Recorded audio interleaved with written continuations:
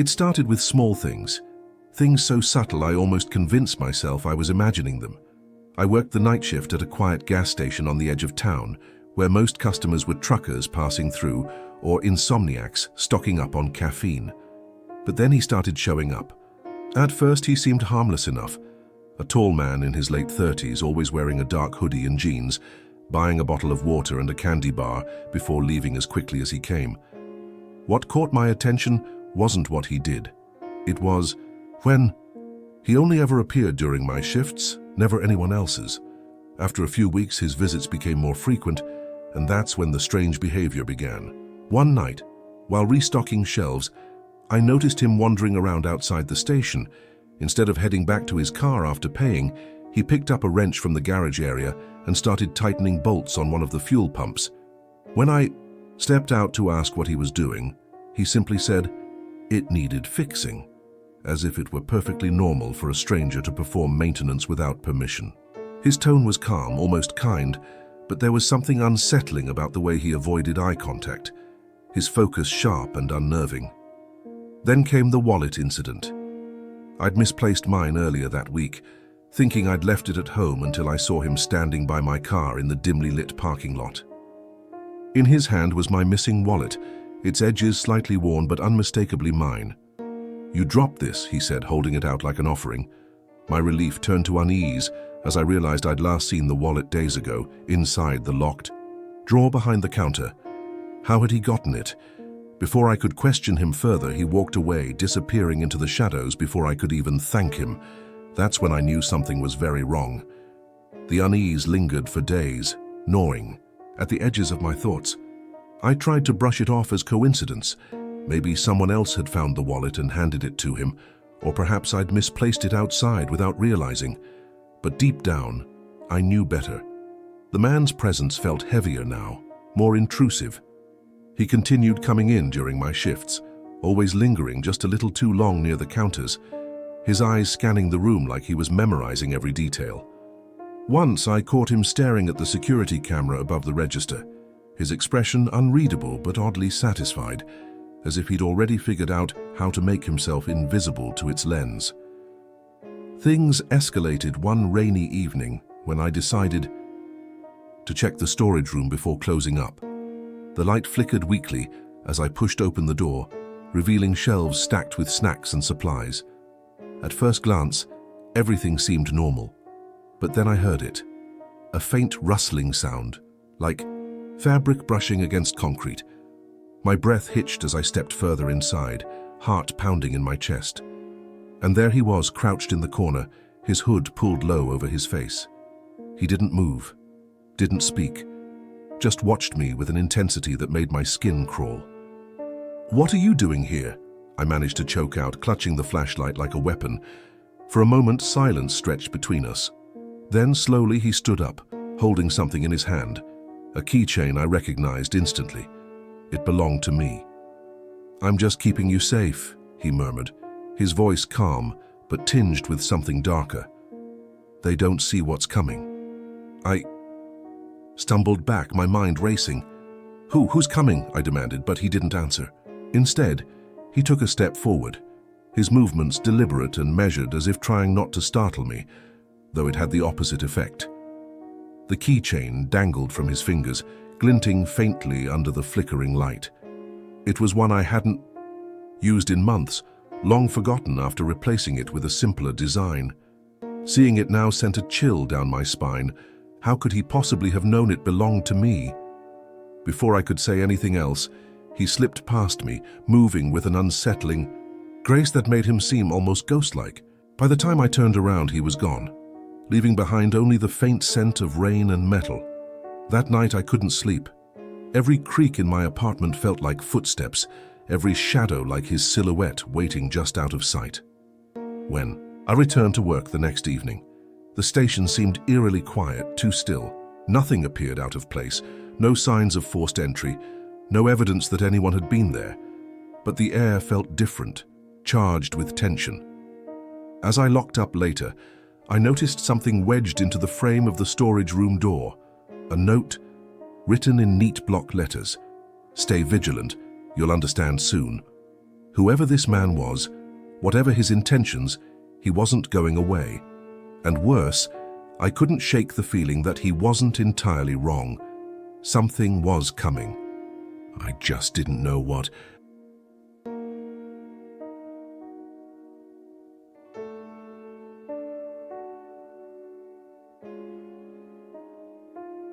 When I first saw the listing for the sublet, I thought it was too good to be true. A spacious one-bedroom apartment in the heart of the city for half the price of anything else I'd found. The landlord had been vague over the phone, mumbling something about a temporary arrangement, but I didn't ask questions. As a broke college student juggling tuition and rent, I couldn't afford to pass up an opportunity like this. The unit itself seemed fine during the walkthrough, clean if a little outdated, with creaky hardwood floors and peeling wallpaper near the bathroom. It wasn't perfect, but it was mine, or so I thought. The first sign that something was off came 3 days after I moved in. I returned from class to find my furniture rearranged. My desk chair, which I'd left tucked neatly under the table, was now pulled out and turned slightly toward the window. At first, I chalked it up to forgetfulness. Maybe I'd done it myself while rushing out that morning. But doubt lingered in the back of my mind. Then, late one night, I woke up thirsty and shuffled into the kitchen for a glass of water. That's when I saw them. Dirty dishes stacked in the sink, though I hadn't cooked or eaten at home in days. Someone else had been here, someone who wasn't supposed to be. At first, I tried to rationalize what was happening. Maybe the previous tenant hadn't fully moved out yet and was sneaking in to grab their belongings. Or perhaps a neighbor had mistaken my place for theirs, though how they'd managed to get inside without me noticing made no sense. Still, I told myself it was harmless enough. That is, until I started hearing faint noises late at night. Footsteps padded softly across the living room floor, always stopping just outside my bedroom door before fading away. Each time I lay, frozen under the covers, heart pounding as I debated whether to confront whoever or whatever was on the other side.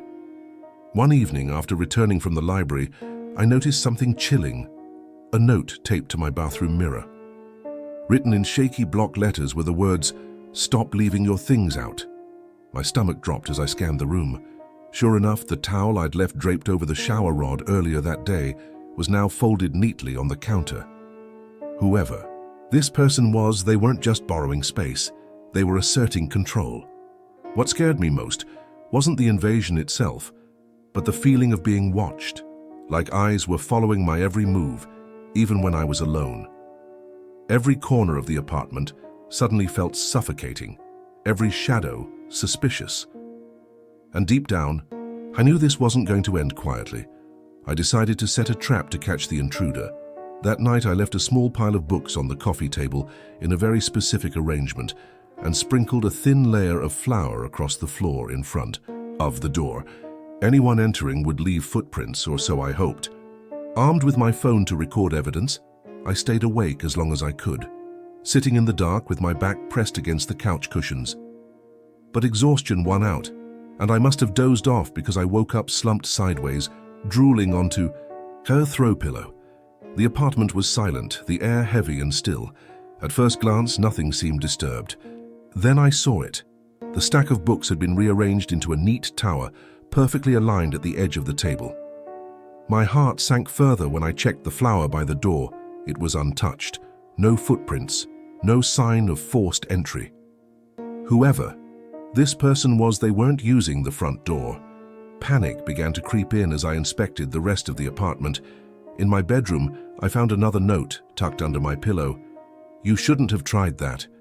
The handwriting was different this time, smaller, tighter, almost frantic, as if written in haste. My hands trembled as I turned on every light in the apartment, searching closets, behind curtains, even inside the oven. Nothing. Yet the sense of being watched was stronger than ever, pressing down on me like a weight. I realized then that whoever or whatever was sharing my space wasn't just human. This was something far more deliberate and dangerous. The breaking point came a few nights later. I'd taken to sleeping on the couch, too afraid to stay in my bedroom after finding that second note. Around 3 a.m., I woke suddenly to the sound of faint humming, soft and melodic, like a lullaby. It seemed to come from everywhere and nowhere all at once, filling the apartment with an eerie calm that made my skin crawl.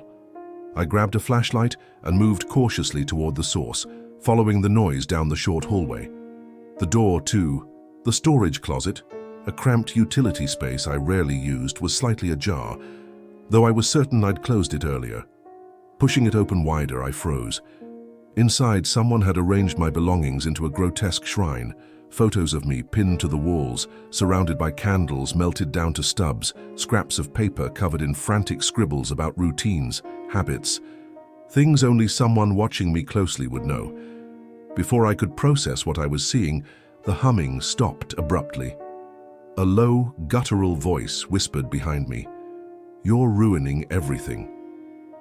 Whipping around, I saw no one, but the sensation of hot breath against my ear sent me stumbling backward, tripping over the coffee table as I scrambled for the front door.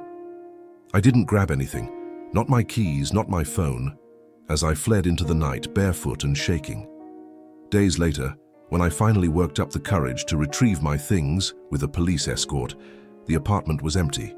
Every trace of the intruder gone except for one last item left prominently on the kitchen counter. A keychain identical to mine, dangling from a single tarnished key marked basement. Whoever they weren't done playing games.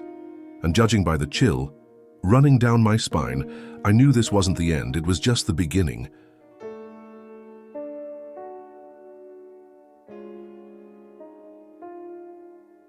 When the Thompsons moved into their new home in the suburbs, everything seemed perfect.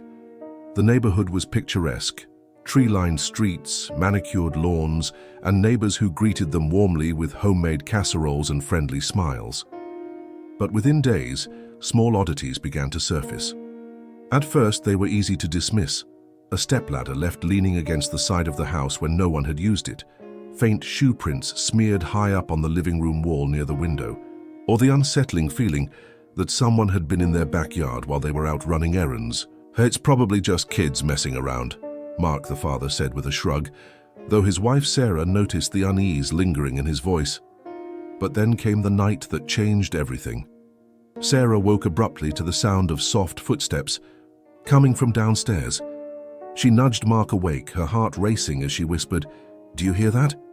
He grabbed a baseball bat from under the bed and crept toward the stairs, but when they reached the living room, nothing seemed out of place. Everything was exactly as they'd left it before bed. Or so they thought. It wasn't until morning, while sipping coffee at the kitchen table, that Sarah spotted something chilling.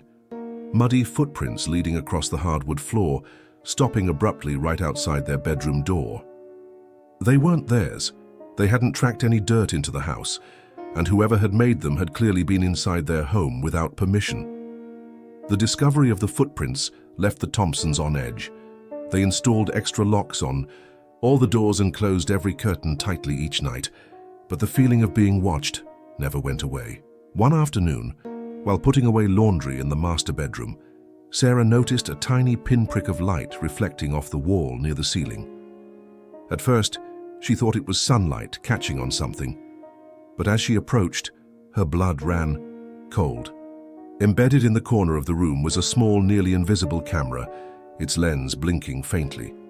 Her hands trembled as she called Mark, who stormed into the room moments later.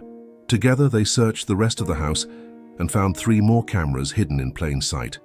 In the living room potted plant, above the baby monitor in their toddler's nursery, and tucked inside the smoke detector in the kitchen. Fury quickly turned to dread as they realized what this meant. Someone had been watching them for God knows how long. The quiet neighbor, Mr. Hargrove, came to mind immediately. He lived alone in the house next door, always polite but distant, often seen tinkering in his garage or tending to his immaculate garden at odd hours. It was easy to overlook him. He seemed like just another harmless eccentric, but now every glance he'd given them over the fence felt sinister.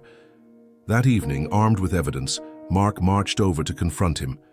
When Mr. Hargrove opened the door, his calm demeanor only deepened their unease. "You've got some explaining to do," Mark demanded, holding up one of the cameras. Instead of denying it, Hargrove smiled faintly and said, "I was only trying to help." "Help?" Sarah echoed, her voice shaking with a mix of anger and disbelief. "You've been spying on us in our own home." Hargrove's smile faltered for a moment, replaced by an expression that was almost pitying. He stepped aside and gestured for them to come in, though his invitation felt more like a command. Inside his house, the air was unnervingly still, the kind of silence that pressed against your ears. On a large monitor in what appeared to be a makeshift surveillance room, live feeds from multiple cameras flickered across the screen, every angle of the Thompsons' home captured in disturbing detail. There were shots of Sarah cooking dinner, Mark reading bedtime stories to their child, even footage of their toddler playing alone in the yard. "This isn't about you," Hargrove said finally, his tone eerily calm. "It's about keeping this neighborhood safe." Safe from what? They wanted to scream, but the words caught in their throats as he pulled out a thick binder filled with notes, photos, and maps, all meticulously documenting not just the Thompsons, but every household on the street. Each family had been assigned a grade based on cryptic criteria: behavior patterns, routines, trustworthiness. The Thompsons were marked with a bold red X beside their names.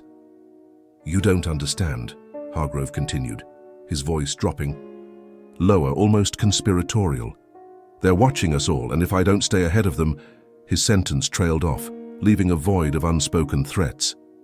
For the first time, the Thompsons realized their neighbor wasn't just invasive, he was unhinged. But escaping his web wouldn't be easy. He knew far too much already. That night, the Thompsons barely slept. Every creak of the house, every rustle of leaves outside, sent their imaginations spiraling. They debated calling the police but hesitated. What proof did they have that would hold up? Hargrove was methodical, his setup too clean, too calculated. And worse, they couldn't shake the feeling that he wasn't acting alone. The way he'd spoken about them, some unseen force or group, it was as if he believed himself part of something bigger, a self-appointed guardian protecting the neighborhood from some invisible threat.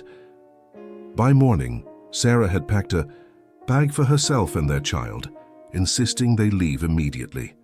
Mark reluctantly agreed, though his jaw tightened with frustration at having to abandon their home so soon after moving in. As they drove away, Sarah glanced back at the house one last time and froze. Standing in the window of Hargrove's living room was the man himself, watching them go with an inscrutable expression.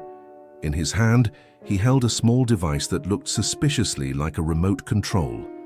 Before she could warn Mark, the garage door of their new home slammed shut violently, seemingly on its own. Hargrove didn't flinch. Instead, he raised the remote slightly, almost in salute, before disappearing from view. It was clear this wasn't over. He wouldn't let it be. As they sped down the suburban street, leaving behind the manicured lawns and quiet neighbors, Sarah whispered what they both already knew. "He'll follow us." Whether out of obsession or paranoia, Hargrove had made them his mission, and, no matter where they went, they feared his eyes would always find them.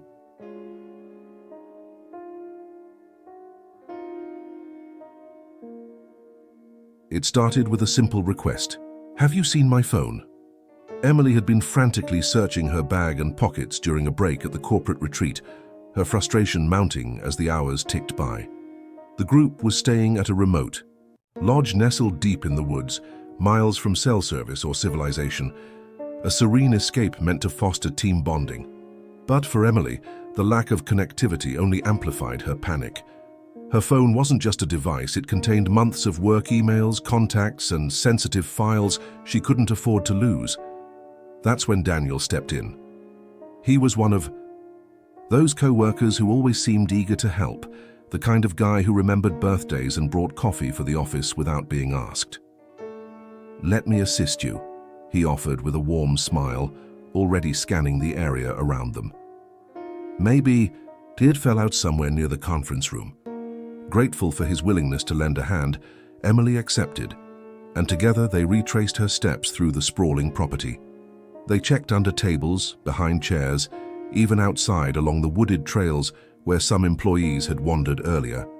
As dusk settled over the lodge, casting long shadows across the grounds, Daniel reassured her. "We'll find it," he said confidently. Little did anyone know that would be the last time anyone saw him. Hours passed, And when Emily finally returned to the main lodge, still empty-handed but ready to regroup with the others, she was met with confusion.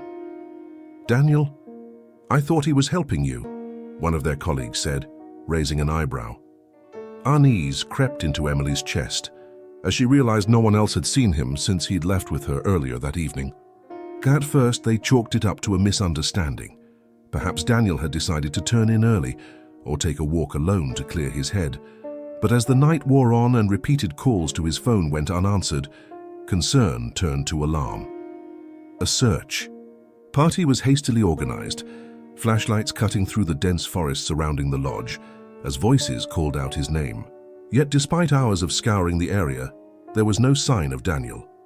Not even a footprint to suggest where he might have gone. By morning, tensions among the group were high. The retreat coordinator contacted local authorities who arrived midday to comb the premises. What they found sent chills through everyone.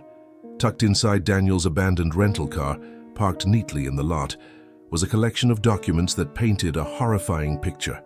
Maps marked with unfamiliar locations, lists of names accompanied by cryptic notes and photographs of people, some recent, some old, all hinted at something far darker than anyone could have imagined.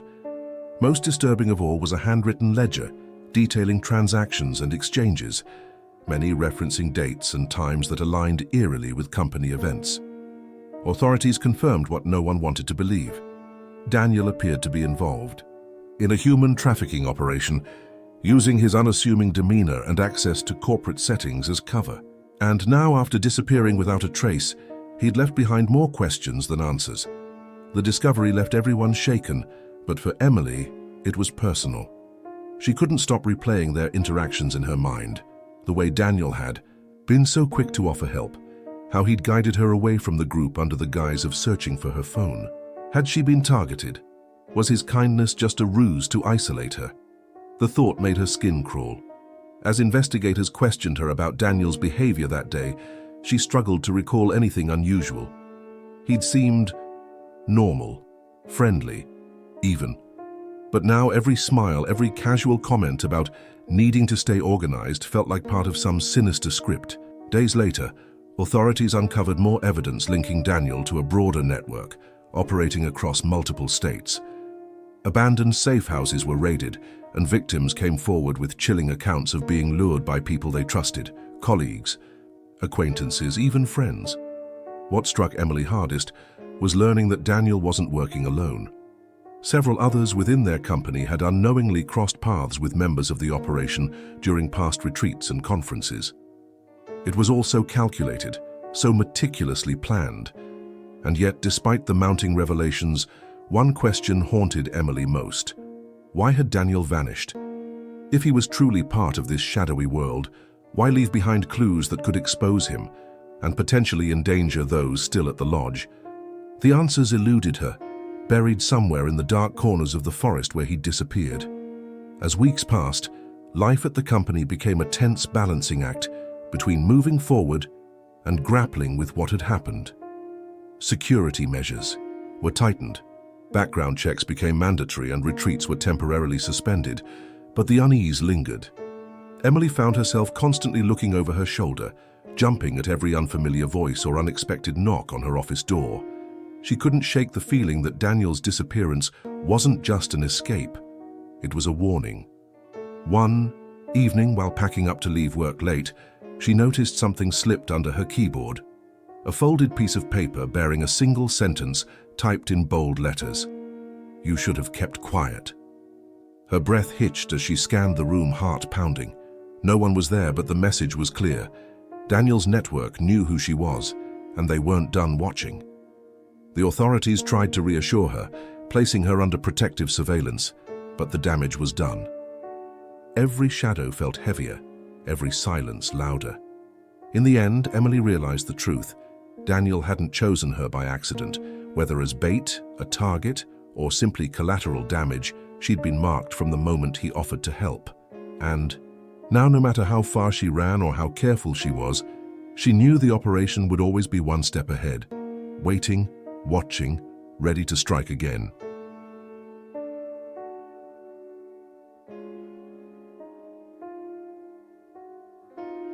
It started subtly, just a flicker of movement out of the corner of her eye. At first, Eleanor didn't think much of it. The older man sitting on the park bench near the playground seemed harmless enough. He was in his late 60s, with thinning, grey hair and a plain brown jacket that made him blend into the background. She noticed him glancing toward the swings, where her 5-year-old son, Lucas, played, but he never approached or spoke to anyone. Probably just a lonely guy enjoying some fresh air, she told herself, brushing off the uneasy feeling prickling at the back of her neck. But then she saw him again and again, always at the same time, always in the same spot, like clockwork. Sometimes he brought a newspaper pretending to read, though his eyes rarely left the children laughing and shouting on the jungle gym. Other times he simply sat there, hands clasped tightly together, watching intently. When Lucas ran up to her one afternoon, breathless and grinning, saying, "Mommy, that man waved at me," Eleanor's stomach tightened. She scanned the playground quickly, spotting him immediately. This time, when their eyes met, he didn't look away. Instead, he smiled, a small, almost imperceptible curve of his lips, before standing slowly and walking away. It was the way he moved, deliberate and unhurried, that sent a chill racing down her spine. Something about him felt wrong. Eleanor tried to convince herself she was overreacting. After all, he hadn't done anything explicitly threatening, just lingering too long in a public space. But her unease grew when she began noticing signs of his presence closer to home. One evening, as she tucked Lucas into bed, she realized the gate to their apartment complex's courtyard was slightly ajar. She was certain she'd locked it earlier that day. Then, there were the footprints, muddy smudges on the pavement leading from the playground toward their building. They weren't hers or Lucas's, and none of the other residents seemed to notice them. Still, she couldn't ignore the gnawing suspicion that someone had been watching them more closely than she wanted to admit. Her fears reached a breaking point one afternoon when she returned from running errands. As she unlocked her apartment door, something felt off. The air inside was heavier, charged with an unfamiliar tension. At first glance, nothing seemed out of place, but then she heard it, the faint creak of floorboards coming from the living room. Her heart pounded as she grabbed a heavy umbrella by the door, clutching it like a weapon. Slowly, she stepped inside. That's when she saw him, the man from the playground sitting calmly on her couch as if he belonged there. "Oh, I'm sorry," he said, his voice calm but edged with something darker. "I thought this was my apartment." His eyes darted around the room, taking in every detail before settling back on her. For a moment, neither of them moved. Then, without waiting for her response, he stood up and walked past her, brushing against her shoulder as he left. The touch sent shivers down her spine, leaving behind a sense of violation she couldn't shake. Eleanor immediately called the police, her hands trembling as she recounted what had happened. Officers arrived quickly, searching the apartment and questioning her in hushed tones. Though they assured her they would look into the man's identity, their expressions betrayed skepticism. After all, he hadn't stolen anything or caused visible harm.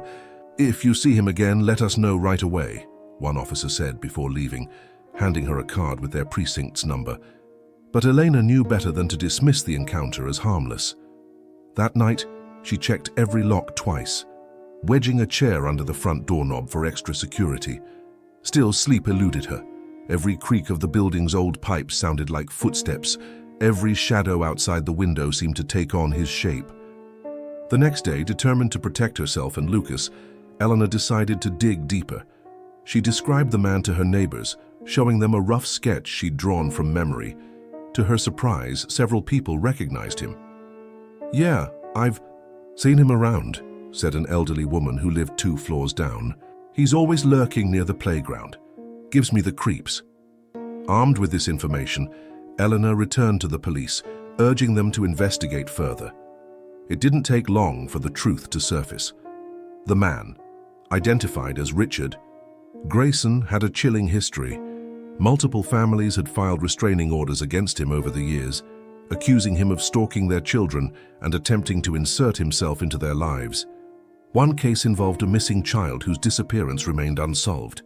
Surveillance footage showed Richard lingering near the family's home days before it happened.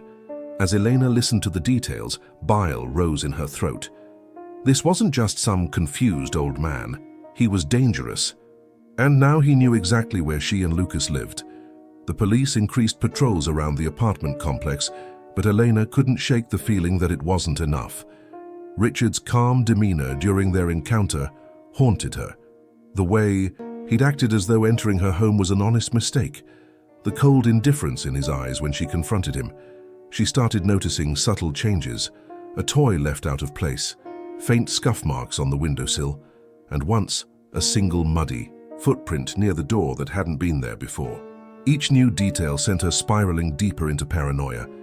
Even with locks reinforced and blinds drawn tight, she felt exposed, like his presence lingered in every corner of her life. One evening, while tucking Lucas into bed, she found a note slipped under her front door. Written in blocky, uneven letters were the words, "You shouldn't have involved them." Her breath hitched as she clutched the paper, panic surging through her veins. The message was clear. Richard wasn't done watching. He had targeted her family, and now he saw her attempts to stop him as a threat. That night, Eleanor packed a bag for herself and Lucas, calling a friend who lived across town. They stayed with her for weeks, until authorities finally located Richard and arrested him at another apartment complex where he'd been seen lingering. But even after his capture, Elena couldn't fully relax. Some nights when the wind rattled her windows or a shadow passed by outside, she still felt his gaze, like a ghost refusing to fade away. No matter how far they ran, she knew one thing. For certain, people like Richard didn't forget, and neither would she.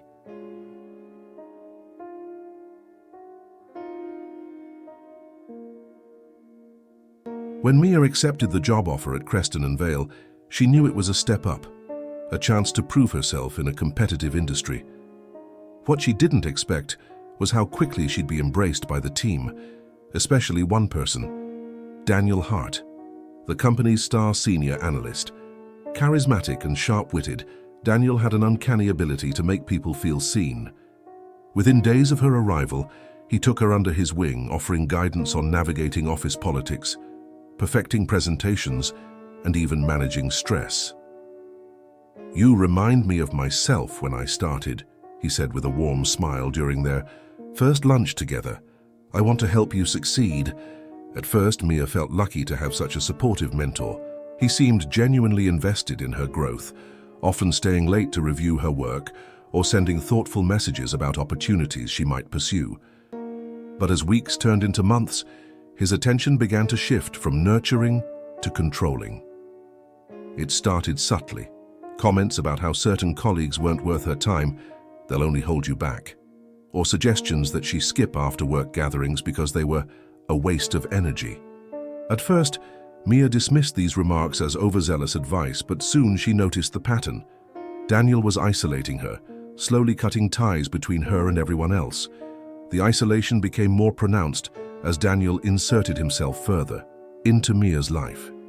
He began calling her at odd hours, not just to discuss work but to check in on her personal decisions, what she ate for dinner, who she spent time with outside the office, even whether she was getting enough sleep.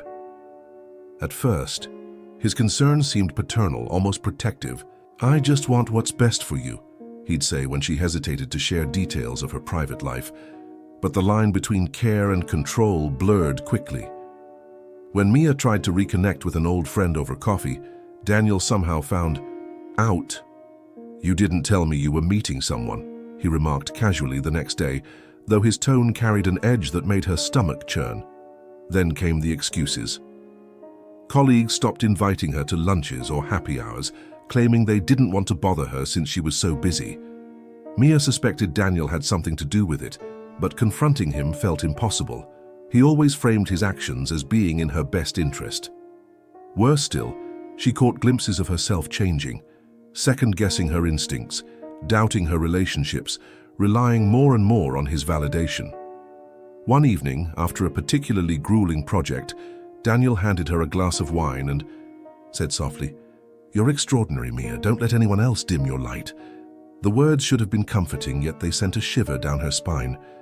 For the first time, she wondered if his admiration wasn't a gift. It was a trap. Mia tried to distance herself, making excuses to avoid Daniel's constant invitations to catch up or brainstorm ideas. But every attempt to create space only seemed to provoke him further. If she turned down a meeting, he'd show up unannounced at her desk with a cup of coffee, his smile disarming yet tinged with something sharper. "You've been distant lately," he said one afternoon, leaning casually against the edge of her cubicle. His tone was light, but his eyes bore into hers, searching for answers she wasn't willing to give. "Is everything okay? You know, you can talk to me about anything." The words felt like both an olive branch and a warning, a reminder that no matter how hard she tried, he always found a way back in. Her breaking point came when she discovered he'd been monitoring her emails. A careless comment from a co-worker revealed that Daniel had asked IT to flag any correspondence Mia sent outside the company network. When confronted, he didn't deny it. Instead, he leaned closer, his voice low and deliberate. "I'm protecting you, Mia. There are people out there who don't have your best interests at heart. Who else is looking out for you?" His logic twisted reality just enough to make her doubt herself again. But this time, anger burned brighter than fear. She realized then that Daniel wasn't just controlling, he was dangerous. And if she didn't find a way out, she might lose more than her independence. She might lose herself entirely. Determined to reclaim her life, Mia began documenting everything. Every unsolicited call, every manipulative comment, every instance where Daniel overstepped boundaries. She confided in a trusted HR representative, presenting her evidence with a mix of fear and resolve.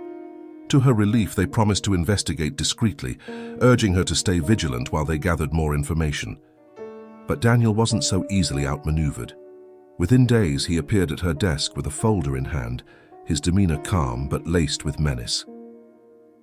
"I heard you've been talking about me," he said softly, sliding the folder toward her. Inside were screenshots of her messages to friends, detailing her frustrations with him.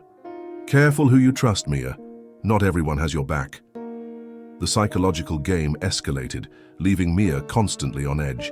She started working remotely, avoiding the office altogether, but even then she felt his presence looming, his name popping up in emails, his voice echoing in her mind.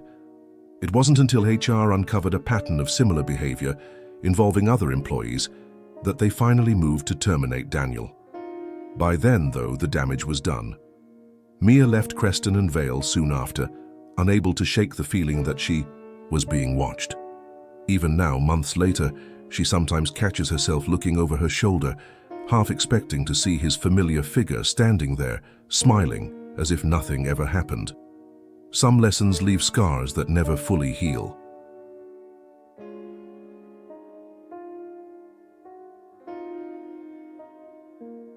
It started innocently enough, a face you barely notice but somehow remember. For weeks I'd pass him during my evening jogs through the park, a man in his late 40s, always seated on the same weathered bench near the trail's bend. He wore a plain grey hoodie and dark jeans, his hands resting loosely on his knees as he stared straight ahead. At first I thought nothing of it. Parks are full of people lost in their own worlds, but over time something about him began to unsettle me. It wasn't just that he was always there, like clockwork, at the exact same spot along my route. It was the way he never acknowledged me, not a glance, not even a flicker of movement when I ran by. It was as if I didn't exist to him. Then came the outfits. One day he wore a navy jacket instead of the grey hoodie. The next, khakis replaced his usual jeans. Each time, no matter what he was wearing, he sat in the same position, on the same bench, staring into the distance as though carved from stone. My unease grew with every encounter. Who was this man? Why did he keep showing up in the same place yet seemingly make an effort to look different each time? I tried to convince myself it was coincidence, or maybe he lived nearby and simply liked sitting there. But deep down, I knew something wasn't right. Every step past him felt heavier than the last, every breath sharper as I quickened my pace to put distance between us. The breaking point came one evening when I decided to change my routine. Instead of heading back home after my jog, I veered off onto a side street. taking a longer but quieter route. The park faded into the background as I turned down unfamiliar roads, my sneakers slapping softly against the pavement. At first I felt relief, freedom from that unshakable feeling of being watched. But as I approached my apartment building, my stomach dropped. There he was, leaning casually against the brick wall outside my door, his posture relaxed yet deliberate. His outfit was different again, a black windbreaker this time, but his expression remained unreadable, almost bored. For a moment, we just stood there, frozen in mutual silence. My pulse thundered in my ears as I weighed my options. Confront him or retreat? Finally, summoning what little courage I had left, I stepped forward and demanded, "Who are you? Why are you following me?"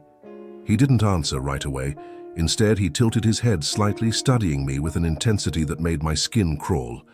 When he spoke, his voice was calm, almost gentle, but carried an undercurrent of something darker. "I'm not following you," he said, his lips curling into a faint smile. "I'm just keeping an eye on things." His words did nothing to soothe my panic. If anything, they confirmed my worst fear. He wasn't just some random stranger. He knew who I was, and now he knew where I lived. I didn't wait for him to say anything else. Clutching my keys tightly in my hand like a makeshift weapon, I hurried past him and fumbled with the lock on the building's front door. My hands trembled so badly it took 3 tries to get the key in, but once inside I slammed the door shut and locked it behind me, leaning against it as if that alone could keep him out. Through the small glass panel in the door, I watched him linger for a moment longer before walking away, his movements unhurried and eerily calm. It was only when his figure disappeared around the corner that I allowed myself to breathe again. But the relief was short-lived. Over the next few days, I noticed subtle signs that he'd been watching me more closely than I'd realized. A note slipped under my apartment door read simply, "You shouldn't run at night." There were faint, scuff marks on the railing outside my window, as though someone had climbed up to peek inside. Even worse, when I ventured back to the park trail, determined to reclaim my routine, I found the bench where he always sat vandalized, its wood splintered and charred as if someone had set it on fire. Written across the remnants in jagged, black paint were 2 words, "Stay away." Whoever this man was, he wasn't just stalking me, he was sending a message, and I couldn't shake the feeling that I was running out of time to figure out what it meant. Desperate for answers, I started piecing together what little I knew. The man's shifting outfits suggested he was trying to blend in, or perhaps make himself memorable in a different way each time. His cryptic warnings hinted at something darker, something personal. I scoured local news articles and community boards, searching for any mention of someone matching his description. That's when I stumbled upon an old report about a string of disappearances in the area. All joggers, all women, all last seen near the same park trail. A chill ran down my spine as I read the details. One victim's friend had mentioned seeing a man sitting on a bench close to where she was last spotted. He'd been described as ordinary, almost forgettable, except for his unsettling stillness. I called the police, sharing everything I'd observed, but without concrete evidence, there wasn't much they could do beyond promising to patrol the area more frequently. Still, I couldn't shake the feeling that waiting around would be a fatal mistake. That night, I packed a bag and stayed with a friend, leaving a note taped to my apartment door. "I'm on to you." It was a gamble, a way to let him know I wouldn't go quietly, but it worked. When I returned home days later, the air felt lighter, the oppressive weight lifted. There was no sign of him outside my building, no notes slipped under the door. For now, at least, he was gone. But every time I lace up my running shoes, I can't help but glance over my shoulder, wondering if he's still out there, biding his time until I let my guard down again.